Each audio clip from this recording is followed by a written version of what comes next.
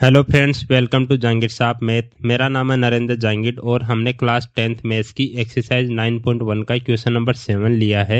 इससे पहले की क्वेश्चन मैंने प्लेलिस्ट में डाल दी हैं। चैप्टर 9 की प्लेलिस्ट आप डिस्क्रिप्शन बॉक्स में देख सकते हैं। From a point on the ground the angle of elevation of the bottom and the top of the transmission tower fixed at the top of a 20 meter high building are 45 degree and 60 degree respectively. Find the height of the tower. अब इसमें क्या दे रखा है कि एक building है, ठीक है। इस बिल्डिंग को हम मान लेते हैं कि ये वाली बिल्डिंग है यहाँ से लेके यहाँ तक, ठीक है। इस बिल्डिंग के ऊपर एक टावर लगा रहे हैं यहाँ तक, ठीक है। इस टावर का बॉटम पोर्शन ये हो गया और टॉप पोर्शन ये हो गया।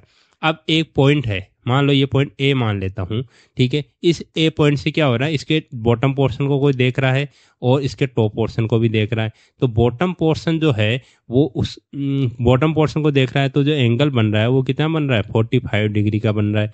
और जो टॉप पोर्शन को देख रहा है वो एंगल कितना बन रहा है, 60 डिग्री का बन रहा है, ठीक है, टॉप पोर्शन को देखने पे। अब इसमें हमें ये क्या क्या गिवन है ये लिख लेते हैं कि हमें पहले जैसे ए पॉइंट माना, तो बी सी जो है उसको मैं बिल्डिंग को मान लेता हूँ और सी डी जो है वो टावर को मान लेता हूँ, ठीक है। तो बिल्डिंग की हाइट बी सी हो गई और टावर की हाइट कितनी हो गई, सी डी हो गई। अब हमें 20 मीटर हाई बिल्डिंग गिवन है ना, तो मतलब बी सी की वैल्यू गिवन है, तो ये कितना हो जाएगा 20 मीटर, ठीक है। बी सी हमें गिवन है 20 मीटर, ये पता लग गया। अब और क्या गिवन है, और कुछ नहीं गिवन है। हाइट ऑफ द टावर हमें पता करनी है, मींस सी डी हमें पता करना है। तो चलो इसको स्टार्ट करते हैं। जो हमने माना है, जैसे ए बी इसको ग्राउंड माना है, ठीक है। ए पॉइंट माना एक, बी सी को बिल्डिंग माना, सी डी को टावर माना, ये मैं यहाँ लिख देता हूँ।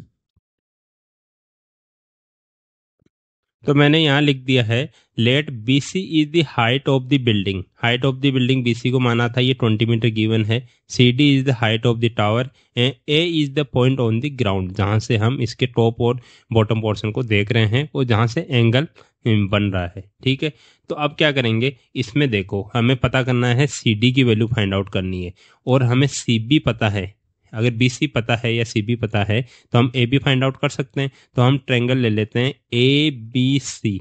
तो in triangle A B C, A B C, इसमें देखो इसमें 45 डिग्री का एंगल बन रहा है, ये वाला एंगल, क्योंकि ए बी सी ले रहे हैं तो 45 डिग्री एंगल लेंगे। और अगर बड़ा वाला ट्रायंगल लेंगे ए बी डी तो 60 डिग्री का एंगल लेंगे। तो छोटे वाले ट्रायंगल में बात कर रहे हैं तो 45 डिग्री एंगल जो बन रहा है उसके सामने वाली साइड क्या होती है, परपेंडिकुलर होती है।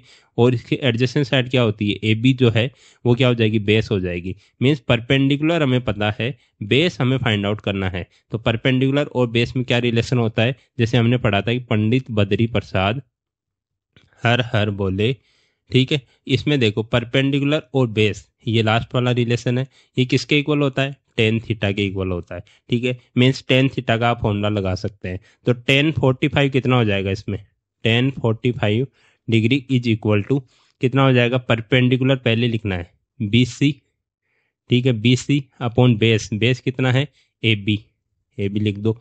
1045 की वैल्यू क्या होती है, ये 1 होती है। तो 1 is equal to b c, b c की वैल्यू हमें गिवन है कितनी, 20, 20 अपॉन ए बी की वैल्यू फाइंड आउट करनी है।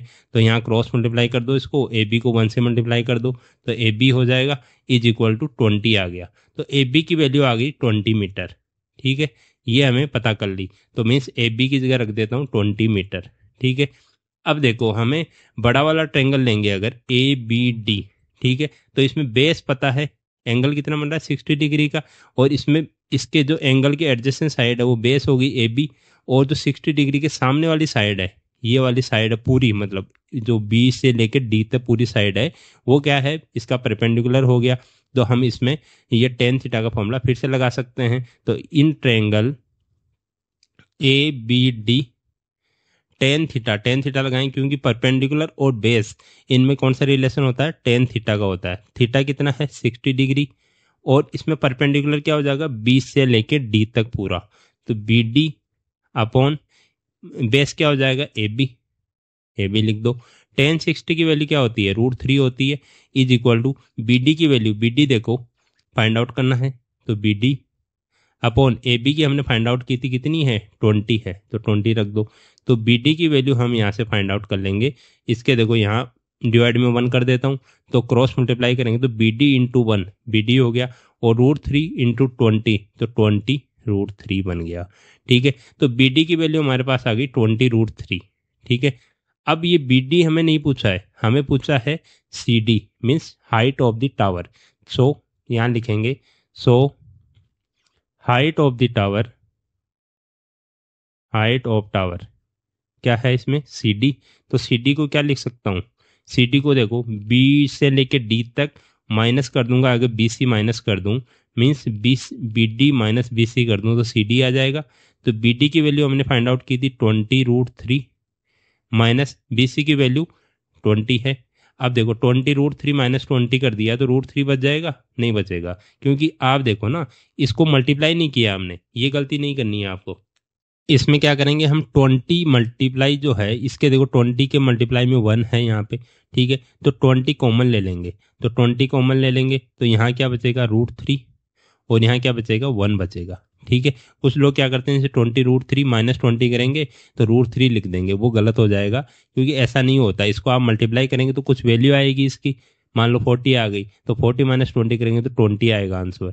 ठीक है, तो √3 नहीं आएगा। तो आप क्या करेंगे, अगर 20 कॉमन आ रहा है तो 20 कॉमन ले लो, और जो अंदर वैल्यूज बची है यहाँ √3 बची और यहाँ 1 बचा तो इसको लिख दो यहाँ पे। ये सी डी की वैल्यू आ गई means height of the tower आ गई। तो ये हमारा आंसर हो गया मीटर में। ठीक है, ये मीटर में, क्योंकि सब कुछ मीटर में दे रखा है, हमें 20 मीटर दे रखा है इसका हाइट, बिल्डिंग की हाइट, तो सब मीटर में ही चल रहा है। तो ये आ गया हमारा फाइनल आंसर। होप आपको समझ आया होगा, अगर समझ आया है तो चैनल को सब्सक्राइब कर लीजिए, और सभी वीडियोज़ के लिंक मैंने प्लेलिस्ट में डाल दिए हैं, वहाँ से आप देख सकते हैं। मैं क्वेश्चन वाइज सॉल्व करवा रहा हूँ सब कुछ, है ना, जैसे क्वेश्चन लेके 1 से लेके 2 तक, 3, 4, 5, है ना, सभी क्वेश्चंस के लिंक आपको चैप्टर की प्लेलिस्ट में मिल जाएंगे। इसमें चैप्टर 9 की प्लेलिस्ट आप देख लीजिएगा।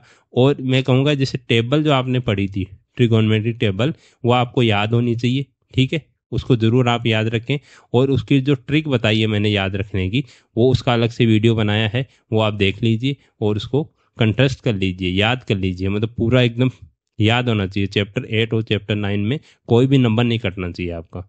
ठीक है, थैंक यू।